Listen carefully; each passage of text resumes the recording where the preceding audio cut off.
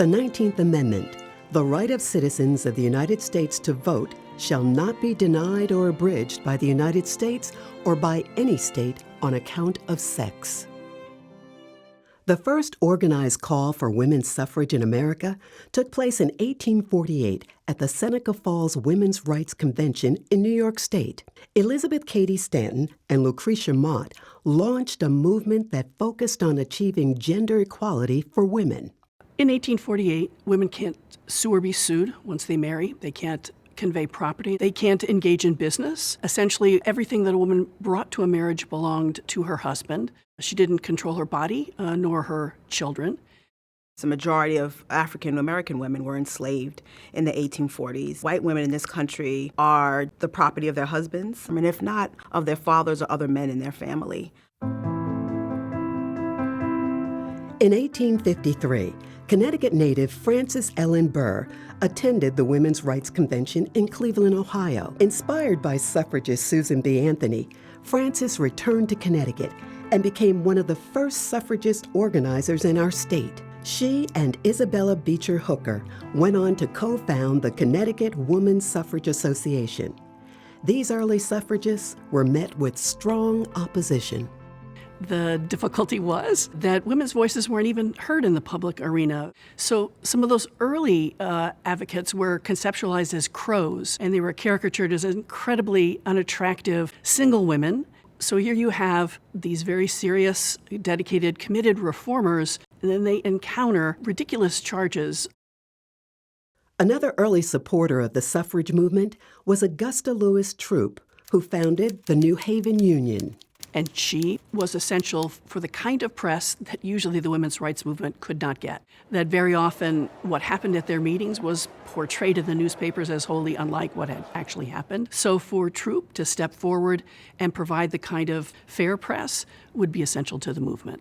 Two sisters living in Glastonbury, Connecticut, Julia and Abby Smith, drew national attention in 1872 when the town raised taxes on the Smith sisters and the women refused to pay, protesting that it was taxation without representation. The suffrage movement definitely came out of the abolitionist movement. Many women who are involved in what we might call today social justice work are women who came from families who were already doing good. The suffragists and abolitionists worked in tandem until the 15th Amendment passed in 1870, giving only black men the right to vote. The split in the women's rights movement that occurred revealed a deep vein of racism because those who had favored women's suffrage first began to talk about literacy tests, etc. Those individuals focused their attention on a federal amendment to the Constitution.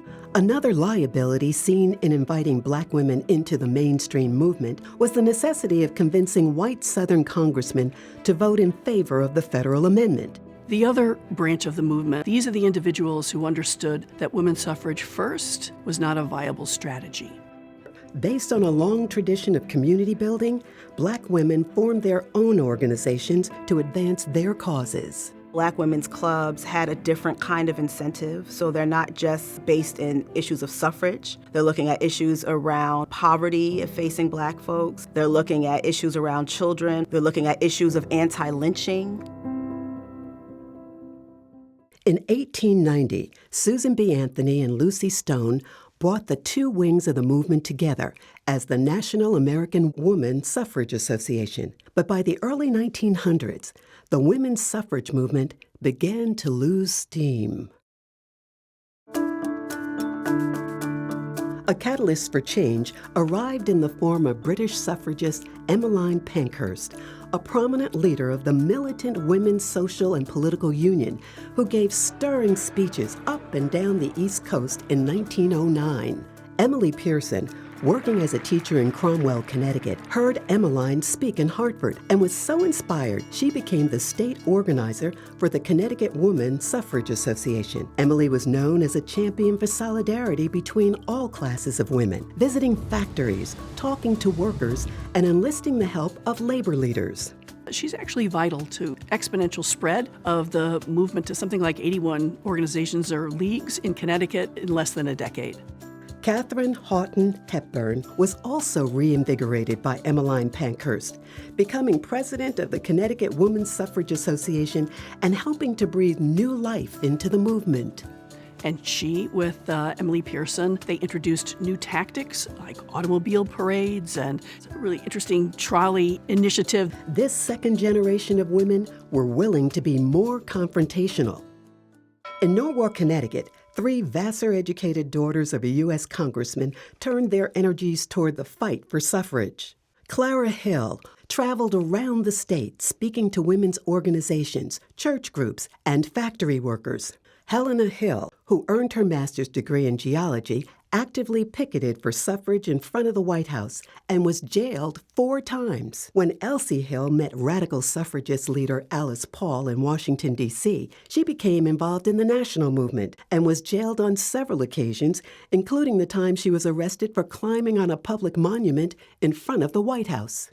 These are savvy, bright, well-educated women. They are able to show in many ways that women are not only ready for the vote, that they want the vote. Alice Paul, who was active in the radical British suffrage movement, returned to the United States in 1910 and became a national leader for the cause. So she began to organize a monster parade, as it was called. Literally 5,000 participants. It just was this extraordinary extravaganza with all kinds of pageantry. And the next day, literally in every paper in the United States was a story about the D.C. suffrage parade. Modeled on the D.C. parade, the Connecticut Women's Suffrage Association organized a parade of their own. Which took place in Hartford in 1914, was a rip-roaring success. It attracted approximately 1,000 participants. Black women in the state were also organizing. Connecticut native Mary Townsend Seymour was one of the African-American suffragist leaders who fought against racism, co-founding Connecticut's first NAACP chapter in 1917. And she does so with the understanding that the chapter's goal is going to be not only to fight for women's suffrage, but also to fight for all of the range of issues that affect Black people. Josephine Bennett, working alongside Mary Townsend Seymour, attended union organizing meetings, joined picket lines with garment workers, and eventually founded the Hartford Equal Franchise League. You have to say that Bennett understood something that Fannie Lou Hamer made clear: nobody's free until everybody is free. Teacher and activist Sarah Lee Brown Fleming was a leader in New Haven's Women's Civic League, a Black women's club. She helped galvanize these clubs and leagues across Connecticut under the National Association of Colored Women's Clubs. A talented writer, she published her first novel, Hope's Highway, in 1918. She thought about these issues around women rights for women, equal rights in terms of the ability for Black people, if given the chance, the heights that they could reach.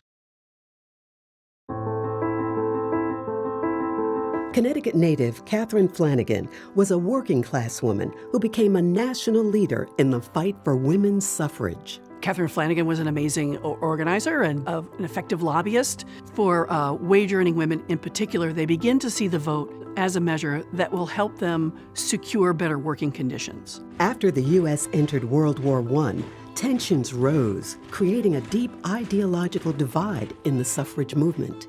So radical women are going to push back against this notion that because the war has emerged, we need to pull back on a fight for suffrage. How can we make an argument that we're fighting for democracy the world over, and yet over 50% of the population here in the States is unable to vote? In 1916, Alice Paul formed the more radical National Women's Party, whose dedicated members increasingly put their personal safety at risk. And so they begin a series of exercises called Silent Sentinels. They send women to stand in front of the White House with banners. One of these silent sentinels was Connecticut's own Katherine Flanagan. After months of silently protesting, she and the other women were attacked by a mob of angry men.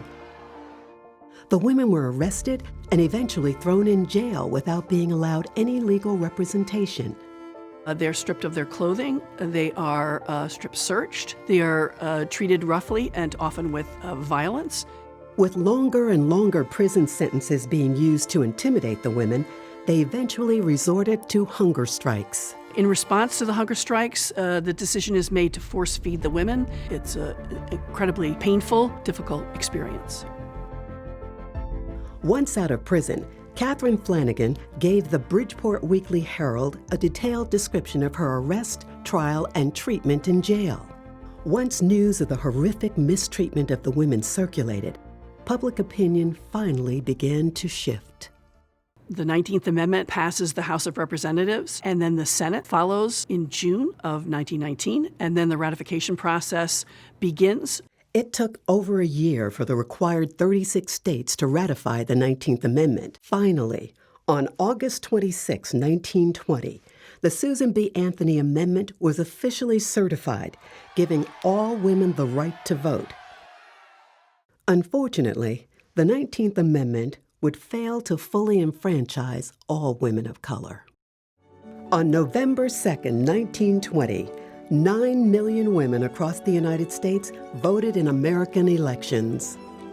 Women getting the right to vote is the greatest expansion of democracy in the United States history. These suffragists are definitely thinking about the future generations of young women to come after them. So this 72-year struggle to secure the vote was long and hard and challenging. Some women gave up their whole lives for it. The cost for those women who stepped forward to demand what should really be ours needs to be honored.